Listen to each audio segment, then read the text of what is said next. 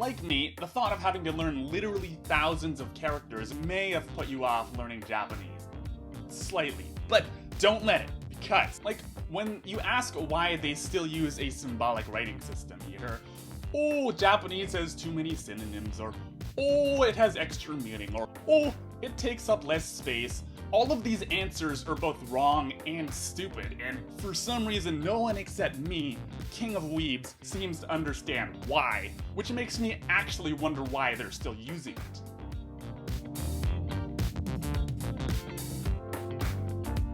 You see, a long time ago, the Emperor of China realized his country was so huge and epic that its people literally couldn't talk to each other, because no one spoke the same language and thus could never be united under one China. So he sat down and he thought and he thought and he thought until the answer finally came to him. Instead of having everyone learn 2 languages like a normal leader, he pulled a big brain move and invented another written language and had everyone learn 2 languages. Obviously. And then when Chairman Miao took over, he had an opportunity to rewrite the rules of China and the writing system along with it. But he decided he couldn't get rid of the symbolic writing system in favor of a phonetic one because that would cause a lot of problems and confuse everyone. So instead, he got rid of it in favor of a marginally better symbolic writing system, which caused a lot of problems and confused everyone. Oh, and he also got everyone to speak the same language anyway, which kind of defeats the entire point of this exercise and really makes you wonder how China is literally world superpower when its leaders have historically been this dumb. Until you realize that Japan used the same system just because China did, except no they didn't, they invented a phonetic system and used both. And by both, I mean they invented 2 identical phonetic systems and used all 3. And by all 3, I mean they also use Western characters literally just because they think they're cool, meaning they actually use 4 writing systems in just about everything. And that's when you start questioning whether or not you really want Japanese people to be able to talk to you. And so you Google why Japan still uses kanji, and it's like, oh, Japan has too many synonyms. And you're like, yeah, of course, because every Japanese walks around with a chalkboard on their chest like in Trumpet of the Swan, except no, they don't, because context is a thing. It's not a problem if you're not an idiot. Anyway, if they wanted to change something better, like Western characters, it's kind of too late. You know what they say, the best time was 100 years ago when Japan first started modernizing, and the second best time was 70 years ago when it started modernizing again. And the third best time is actually never, because computers are a thing now.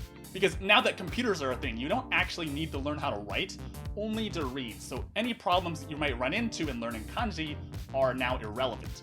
Right? Say you're learning English. You need to learn about 10,000 words in order to be passably fluent. This is indifferent to your ability to read letters. Like, if you're using a phonetic alphabet, maybe you can pronounce all the words, but if you don't know what they mean, then it's literally not any better. But, and this is a really big but, if you're using kanji, you're not actually learning 10,000 words. You're learning 2,000 kanji, and most words are just combinations of those kanji. So, learning kanji is actually faster than not learning kanji, if that makes any sense. You're technically learning more, but you're learning 5 times faster than you would otherwise. But it's even faster than that because you're not learning 2,000 words, you're learning 2,000 pictures, which is much easier on your memory. So you can learn Japanese like 50 times faster than English if you do it properly and learn kanji. Then again, if you're Japanese, this doesn't really apply because you already know all the words, you just have to spend like 10 years learning how to write them. And even though it's entirely unnecessary, Japanese aren't going to stop learning how to write kanji in school anytime soon. But also, this is kind of hard to appreciate unless you can read Japanese, but kanji lets you read like 8 times faster than you would with just phonetic characters. By the way, if you ever want to impress a Japanese person, just tell them you can read all the kanji. A lot of gaijin can't read any kanji, so this is somehow much more impressive than actually being able to communicate in Japanese. If you can't, you can lie, they'll just take your word for it 100% of the time. It's like, 多分300読めるかも。すごい。多分半分読めます。半分すげえ。読めます。全部俺より日本語上手だ。And then about that whole chalkboard thing, I'm not sure if Japanese actually realize how much they do this, but there's this really cute thing where they draw kanji on their hand as they talk. Literally both of my first 2 language partners did this to me. Like me, I could read like 300 kanji at a time, and they were like, yeah, this one. And I'm like, okay, coincidentally, yes, I can understand that. But like, really now, like,